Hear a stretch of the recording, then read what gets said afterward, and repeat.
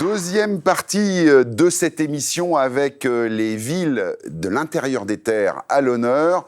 On a la chance d'avoir nos correspondants partout en France qui, bien évidemment, sont des experts immobiliers parmi les meilleurs de France. Avec Marie, bien évidemment, pour commencer. Bonjour Bruno. Comment ça va ? Super. Bon, alors le Beaujolais, moi j'ai envie que tu me parles un petit peu du Beaujolais pour commencer cette partie. On a été, il n'y a pas longtemps, faire une petite escapade. Donc Villefranche est la capitale du Beaujolais. Ouais. Et on est classé Géoparc mondial de l'UNESCO. Ah, c'est pas mal, Voilà, c'est pas mal. Il y a pas mal de Lyon, c'est pareil, l'UNESCO.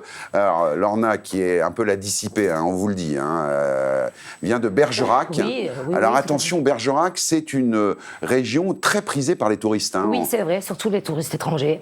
Pour la gastronomie, en particulier. Oui, le vin, la gastronomie, tout ça. Donc, c'est vrai qu'on a une belle région et que je vous invite à tous venir. Ça serait pas mal. Alors, on a, pour la première fois, la chance d'avoir Nadia, qui nous vient de Toulouse. Alors, Toulouse, c'est la 4e, la 5e ville de France. 4e ville de France. La 4e ville de France, effectivement, mais extrêmement touristique, la ville rose. Oui.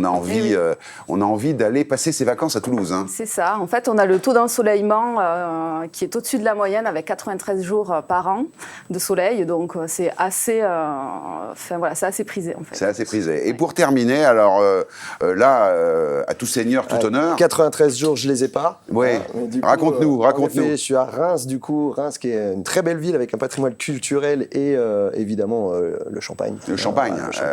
Donc, du monde entier, on vient à Reims pour les vignes, pour le champagne. On peut le faire nulle part d'autre. Donc, du coup. Avec modération, bien évidemment, le champagne. Mais effectivement, c'est quand même un des patrimoines culturels et gastronomiques de la France. Exactement. Et puis, une ville qui est très proche de Paris. On en parlera peut-être sur l'investissement, en tout cas. Donc, du coup, on a cette proximité. On a vu en première partie les villes du littoral.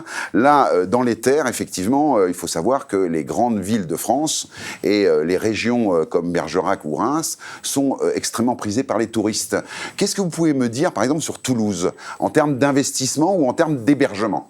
Alors, en termes d'hébergement, nous, sur Toulouse, il y a plus de 4000 biens en location courte durée. Et on a un taux de remplissage qui est très intéressant. On est à 75%. 75%. Alors, c'est dû à quoi ? C'est dû à tout l'environnement. C'est l'environnement. C'est vrai qu'on a encore l'été indien sur Toulouse. Enfin, c'est quand même assez agréable. On a très peu de pluie à ce moment-là. Et ensuite, c'est vrai qu'on a pas mal de familles qui vont venir sur Toulouse et qui vont profiter des berges de Garonne. Alors, est-ce que, comme les villes du littoral, on a, je parle pour vous, des difficultés pour loger les locaux? Est-ce que les prix flambent dus au tourisme, justement? Alors, les locaux arrivent quand même à se loger. On est sur une grande ville. Par contre, c'est tout ce qui est locatif. Là, ça va être un petit peu plus compliqué. Bon. On est à flux tendu. Ouais. On a beaucoup, donc il y a plus de 4000 locations en courte durée. Après, ça se justifie un peu parce qu'on a des propriétaires qui ont un peu peur de la location longue durée en quelque sorte. Bon, alors justement, on va revenir à ce sujet-là, mais regardez ce que disent les biarros des Parisiens qui viennent envahir Biarritz. Regardez. No comment. Je préfère ne pas répondre. Mais encore, on vive la ville quand même, non? Stop. Encore. Ça, c'est la question qui fâche, ici. Ils rigolent pas. Faut que ça garde son authenticité, donc plutôt non. No comment. Moi, ça fait longtemps que je vis ici. Je suis logée, mais je suis locataire. Je peux pas acheter. Les prix flambent. Il y a du monde partout. C'est compliqué pour nous. Parisien, stop ou encore, même après me connaître? Stop. Même après me connaître? Oui. Bon, tant pis. Sympa. Donc, moi qui ne suis pas parisien, j'ai pas eu de succès à Biarritz. Est-ce que c'est stop ou encore à Bergerac quand il y a des touristes? Alors, nous, c'est encore, en fait. Après, on n'a pas les mêmes touristes à la Toussaint que l'été. Ils sont complètement différents. À la Toussaint, on a plus des touristes étrangers. Nous, au niveau des locations, etc., on a un gros boost sur les échanges de maisons, en fait. C'est pas mal, ça, effectivement. On a un gros boost là-dessus. C'est même en train de détrôner la location courte durée. Nous, chez nous. Donc l'échange de maisons, on le dit, c'est vous avez une maison, je ne sais pas, en Espagne par exemple, et vous échangez entre propriétaires. C'est ça. On s'abonne en fait sur le site et puis on a un espèce de point en fait suivant les sites et ça nous permet d'échanger les maisons et du coup d'avoir des vacances à moindre frais avec le coût de la vie. C'est ça. Et puis l'inflation, forcément, ça aide les gens à partir en vacances en fait. Voilà.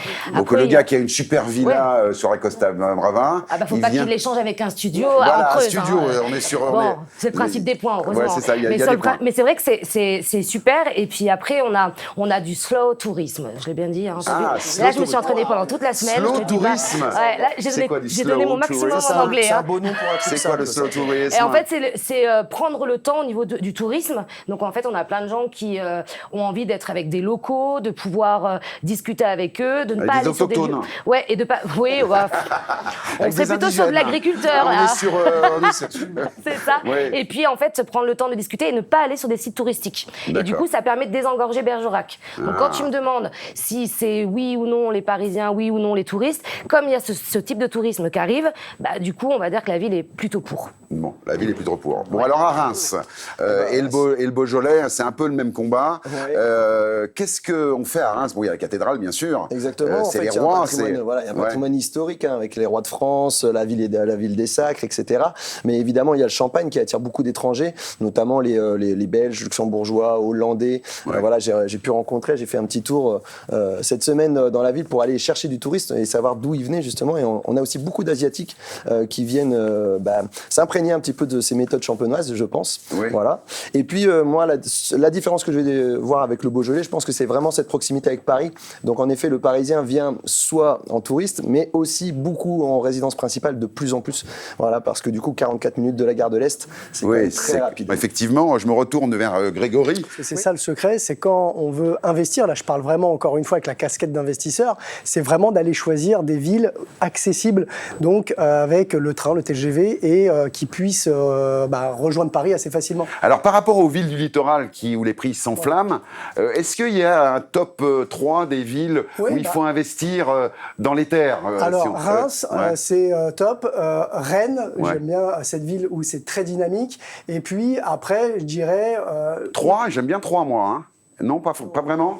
Toulouse. Toulouse? Non. Je dirais... Des villes comme Rouen. Rouen est une très bonne ville puisque, pareil, très proche Paris. Et en fait, ceux qui n'arrivent pas à se loger, trouver des investissements proches de Paris, ça coûte cher. Donc, ils s'éloignent et Rouen est très proche de Paris. Donc, alors, on Reims, Rouen et Rennes, c'est des villes très attractives. Tout ce qui commence en R. Tout ce qui commence en R. Alors, on le voit, c'est important. Mais il y a aussi de l'investissement possible dans le Beaujolais, par exemple. En quatrième position, Villefranche-sur-Saône. Moi, je vous propose qu'on voit avec Nadia l'importance du tourisme dans les hautes périodes à Toulouse. Je crois que tu as été... J'ai rencontré Mehdi qui a créé sa conciergerie, qui à la base est un investisseur. Et voilà. Et donc là, il nous dit, dans les hautes périodes à Toulouse, c'est le bon plan. On regarde. Toulouse, il faut savoir que c'est une ville avec une faible saisonnalité. On n'est pas en milieu au bord de la mer ou à la montagne, donc on a vraiment des gens toute l'année, beaucoup de professionnels en déplacement. Des familles, des vacanciers, des familles qui vont vouloir accueillir de la famille dans un logement à côté de chez eux. Donc on a du monde à peu près toute l'année. Donc moi je conseillerais toujours d'investir, peu importe le véhicule d'investissement. La fiscalité c'est une chose, mais même avec de la fiscalité, on gagnera toujours plus que si on n'investit pas. Maintenant il faut regarder, il y a un projet de loi de finances pour 2025 qui est en préparation. Et donc, on va voir un peu à quelle sauce vont être mangés les investisseurs. Potentiellement, il y aura une baisse de la rentabilité, mais ça reste quand même une exploitation qui est assez rentable. Et voilà, on a effectivement un problème, c'est que la législation change, c'est plus aussi bien qu'avant. Oui, alors en fait, l'abattement va changer. Après, ça reste, comme il dit, ça reste toujours intéressant parce que c'est de l'investissement et qu'il faut investir. Après, Toulouse, c'est la 4e ville de France. Comme je vous ai dit tout à l'heure, on est en flux tendu, donc... la rentabilité, elle y est. Voilà. Donc, la rentabilité, on est entre 5 et 10% sur de la location classique, selon les secteurs. Oui, alors je me retourne une nouvelle fois vers Grégory. Les villes comme Paris, Lyon, Nice ont déjà entamé des problèmes, des restrictions sur ces locations courte durée. Exactement. Mais Toulouse, j'ai noté des villes comme Marseille, Toulouse, Marseille, Montpellier, toutes ces villes attractives, finalement, il y a tellement de logements courte durée qu'ils essayent de réduire. Donc, la réglementation, elle est simple. Si c'est la résidence principale, vous pouvez louer jusqu'à 120 jours maximum. Si c'est une résidence secondaire, donc aussi locative, là, c'est plus compliqué. Il faut faire un changement d'usage. Ça veut dire qu'il faut demander à la mairie un numéro d'enregistrement qui permet d'exploiter en courte durée. Puisque la courte durée, c'est en fait une activité commerciale. Et ce numéro, il y a des mairies qui ne le donnent pas, notamment Paris, Lyon, etc. Et Toulouse, ça commence à arriver. C'est pour ça qu'il y a un point où je ne suis pas vraiment d'accord avec la personne sur le reportage, c'est que il dit on peut investir dans n'importe quel véhicule d'investissement. C'est-à-dire que si on achète en SCI, par exemple, c'est pas pareil que si on achète à titre particulier, parce que les SCI, c'est une société, c'est pire, on peut difficilement avoir un numéro d'enregistrement pour faire de la location courte durée. Alors, sur Toulouse, on l'a assez facilement quand même, le numéro. Ouais. Je l'ai fait à titre perso et ça m'a pris 5 minutes. Donc, 5 minutes, j'avais mon numéro d'enregistrement. Donc, sur Toulouse, il n'y a pas de problème. Dit Grégory. C'est vrai que ça change beaucoup. Merci Grégory.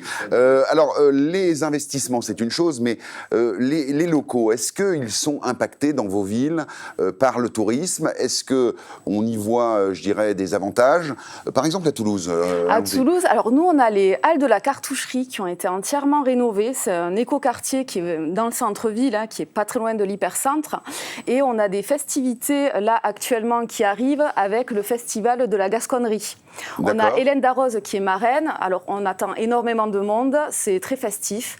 Et le lieu est super sympa. Bon, un exemple, Marie, de gens qui sont venus peut-être s'installer dans le Beaujolais, qui en avaient marre de la ville. Oui, j'ai eu des Parisiens qui sont venus s'installer. Donc, effectivement, avec la gare de Mâcon, on est à 1h30 de Paris. C'est ça. Donc, 1h30 de bouchon ou 1h30 de train, c'est beaucoup plus avantageux, puisqu'en fait, dans le train, ils peuvent travailler aussi. Alors, est-ce que vous les considérez comme des touristes, ceux qui viennent s'installer là? Ou non, on les intègre? Ils s'intègrent bien sûr, bien sûr. Après, c'est plus compliqué au niveau de la location sur Villefranche, parce qu'aujourd'hui, on a plus de 1000 logements qui sont répertoriés sur les sites de location courte durée. Ah oui. Donc, c'est compliqué de trouver des appartements en location. En location.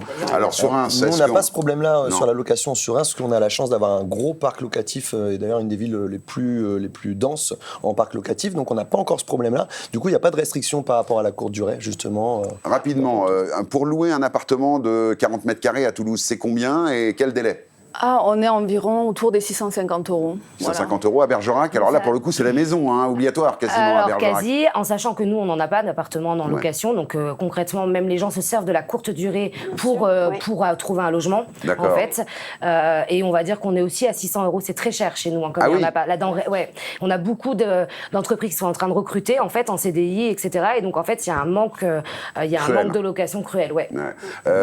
Pour Reims, est-ce que... Un peu plus de 600 € également pour de la location meublée. D'accord, ok. Et alors sur Villefranche? Ça peut aller jusqu'à 700. Ah d'accord, donc vous êtes tous à peu près même niveau de location. Je suis étonné à Toulouse que ce soit pas plus cher finalement. C'est ça.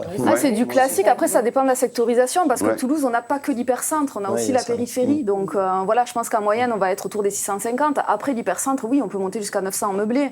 Vous avez été parfait. On a envie d'aller habiter dans vos régions. C'est un peu la particularité de cette émission. C'est 100 correspondants permanents partout en France, des experts immobiliers qui nous donnent envie d'aller faire du tourisme dans leur ville, mais également de s'y installer. Et justement, nos experts de Lyon nous ont fait l'amitié de nous recevoir et de nous faire visiter Lyon à une petite escapade à la manière Proprio à tout prix. En moyenne, la durée des locations touristiques sur un an se situe entre 12 et 20 semaines, notamment en fonction de l'attractivité du secteur, évidemment. Niveau tarif, sur la haute saison, la semaine vous coûtera entre 500 et 1000 € en Dordogne, entre 700 et 1500 € en Bretagne et entre 1200 et 2500 € sur la Côte d'Azur. Et si vous comptez investir, ces locations vous rapporteront par an de 6 à 12 000 € en Dordogne, de 8 à 18 000 € en Bretagne et entre 15 et 30 000 € par an sur la Côte d'Azur.